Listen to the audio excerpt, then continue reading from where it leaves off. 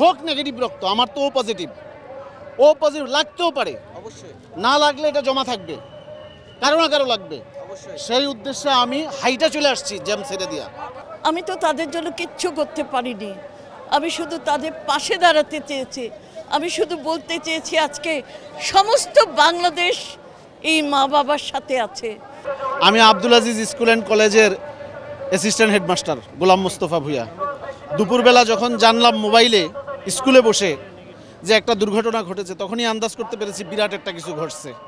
সাথে সাথে আমি আমার মোবাইলে একটা ছবি দেখেই পোস্ট করেছি যে বড় কোনো দুর্ঘটনা হতে পারে, সবাই দোয়া করবেন।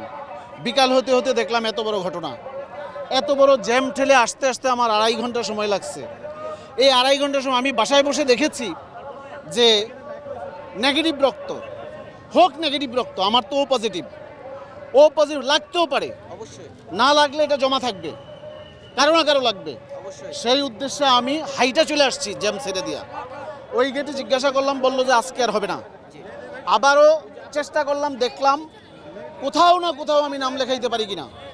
রাত্রে 1:30 হোক, 2টা হোক, 3টা হোক, 1 সপ্তাহ পরে হোক, যখনই আমাকে ফোন দিবে, আমি আমার বিবেক সায় দিয়েছে এই বাচ্চাদেরকে রক্ষা করার জন্য, যারা বেঁচে আছে এখনো অ্যাটলিস্ট, তাদের একটু কীভাবে সহযোগিতা করা যায়, তাদের বাবা মাকে কীভাবে সান্ত্বনা দেওয়া যায়।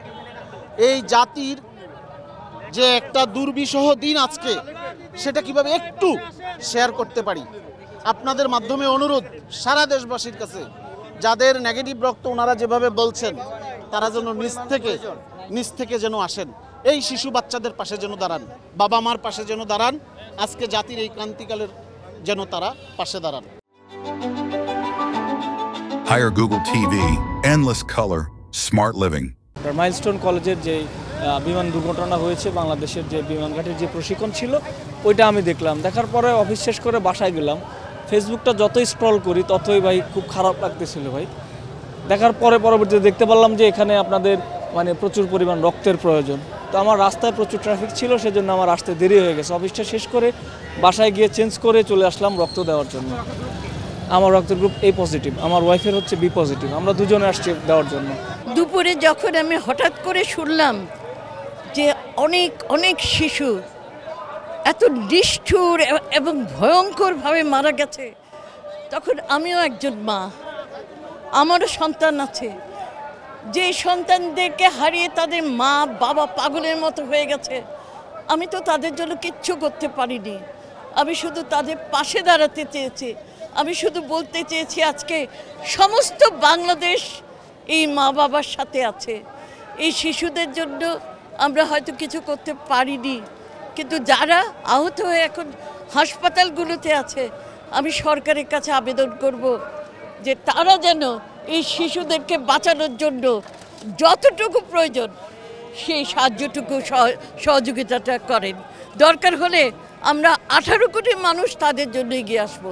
আমাদের যতটুকু শক্তি আছে, আমরা যারা 24-এ বিজয় নিয়ে এসেছি, আমরা মনে করি তারাই পারবে আবার আগামীতে এই শিশুদের জন্য নিরাপত্তার ব্যবস্থা করতে, আর যাতে কখনো কোনো শিশুকে এইভাবে মারা যেতে না হয়।